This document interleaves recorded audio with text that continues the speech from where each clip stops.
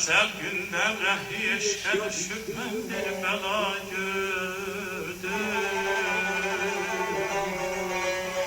Özümden gayrı şagi belaya müptela gördüm, müptela gördüm, müptela gördüm.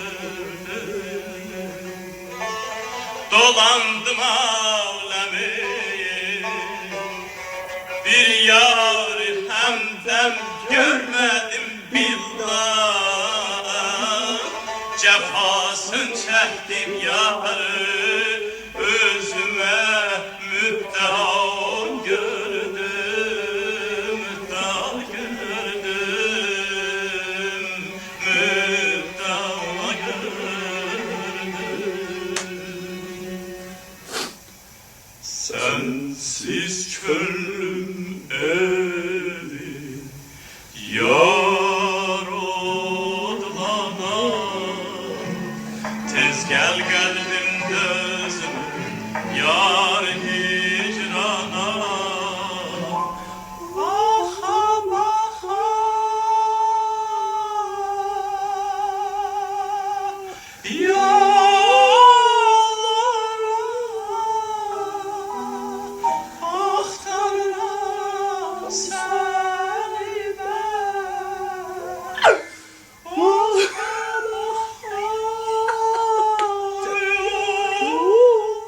Zohre yerim boş baba.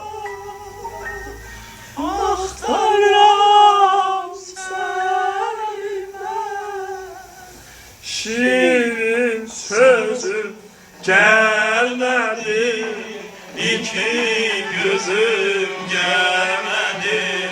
Şirin sözüm gelmedi, iki gözüm gelmedi. Kendimi sevdiğim arda kaldın gelmedi.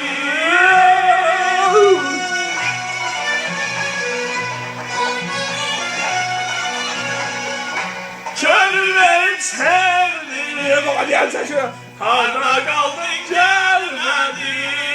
Gelmedi.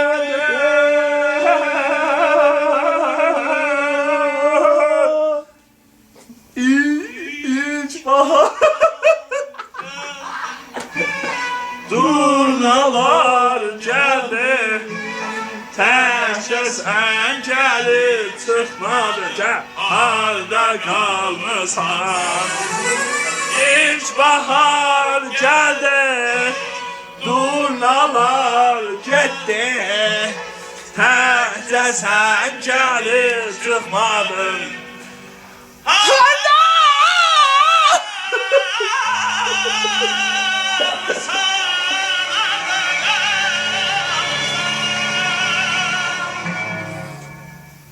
بینندگان عزیز، صحنه‌ای که دیدید یک ستیدن بر آهنگی بود که از رشید بهبودافزاده شنیدید.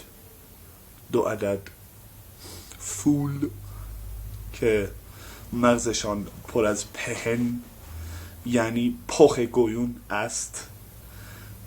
این مناظر بسیار دردناک، 2 عدد جوان ایرانی که دارند خوش میگذرانند آخر هفته، یعنی دارند خوش میگذرانند.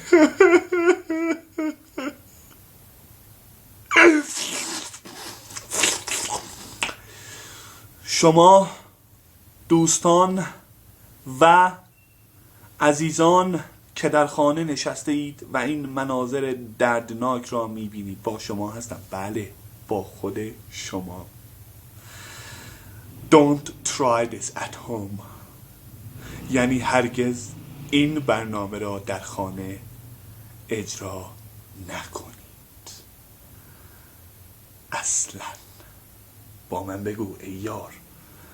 اصلا بگو هامبال. اصلا. دیدید گفتم هامبال عمل کرد. تا برنامه‌ای بعد، سفهنمایی بعد، هامبوزون باشوزاگوزون.